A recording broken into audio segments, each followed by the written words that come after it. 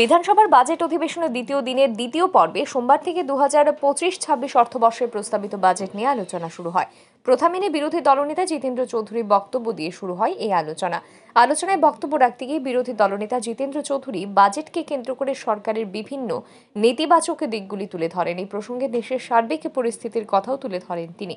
রাজ্যে প্রস্তাবিত বাজেট নিয়ে বিরোধী জননেতা বলেন, এই বাজেট প্রস্তাবে বিকাশের বাস্তব কোনো কিছু আশা করা যায় না। কৃষি ক্ষেত্র থেকে শুরু করে ডুম্বুর জলাশয়ের বেসরকারীকরণ নিয়েও কথা বলেন তিনি বলেন, বিকাশ কেবলমাত্র পরিকাঠামো উন্নয়নই হয় না। আজকে রাজ্যে MA, MCom, MTech ডিগ্রিধারী বেকাররা গ্রুপ ডি চাকুরির জন্য পরীক্ষা দিচ্ছেন। এতে প্রমাণিত হয় রাজ্যে মানব সম্পদ সঠিকভাবে ব্যবহার করা হচ্ছে না।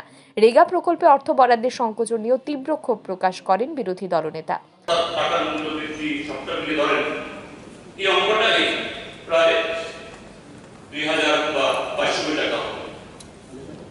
এটা এসে গিয়ে এখন দাঁড়াচ্ছে গিয়ে আর্থিক অবস্থা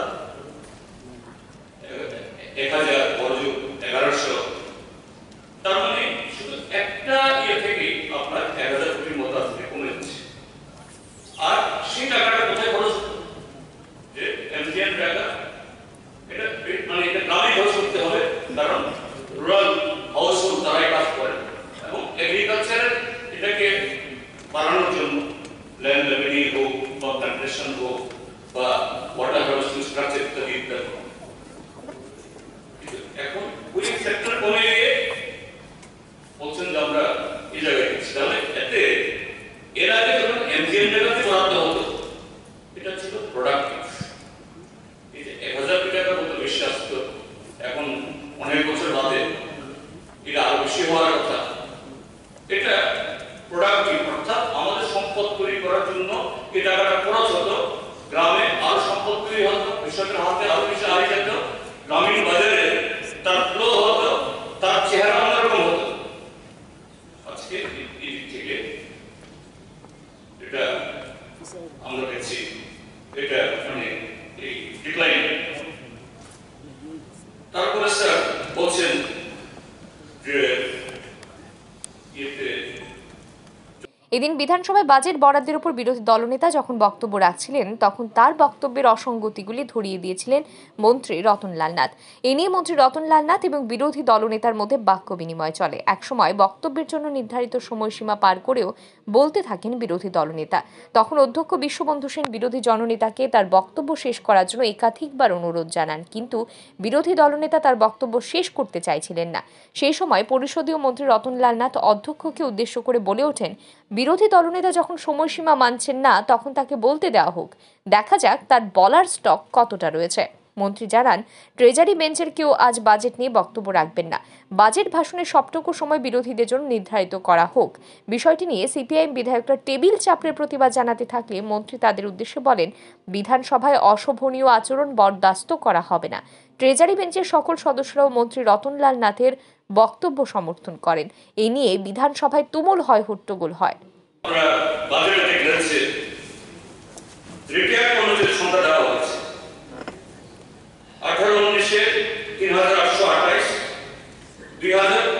থেকে শুরু করে আজকে 2025-26 যে লেটেস্ট দিয়েছেন 4737 অল টুগেদার আপনাদের এই 7 বছরে 35,853 জন সরকারি কর্মচারী তারা রিটায়ার হয়েছে। আর আপনারা নিয়োগ করেছেন কতজন? 13,000 সামথিং। তো কোথায় আপনাদের 50,000, কোথায় আপনাদের লাখ লাখ, কোথায় আপনাদের বিস্কুল চাকরি? এইভাবে আজকে শেষ করতে হবে। ঠিক আছে, 10 মিনিট।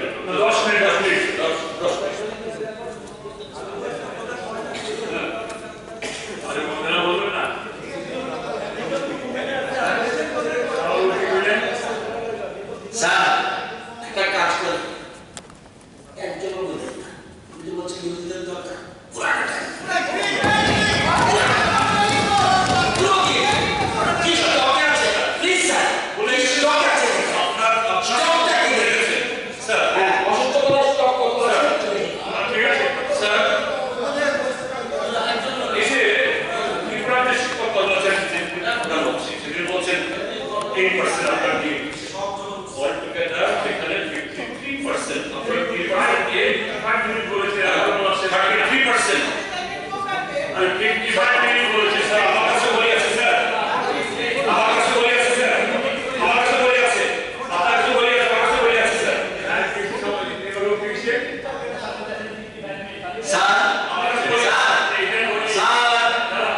প্লিজ আমি সহযোগিতা করি স্যার। আমি তো সংসদীয় দলের মন্ত্রী,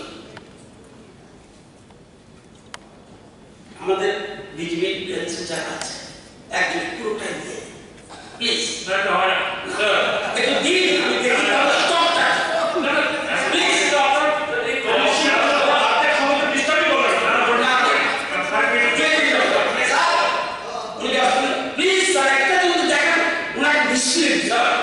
এদিন ৩৫ মিনিটের স্থলে প্রায় ১ ঘন্টা বাদে বিরোধী দলনেতা বাজেট ভাষণ সমাপ্ত করলে পরে পরিষদীয় মন্ত্রী রতনলাল নাথকে বলতে শোনা যায়, জাত চেনালেন বিরোধী দলনেতা।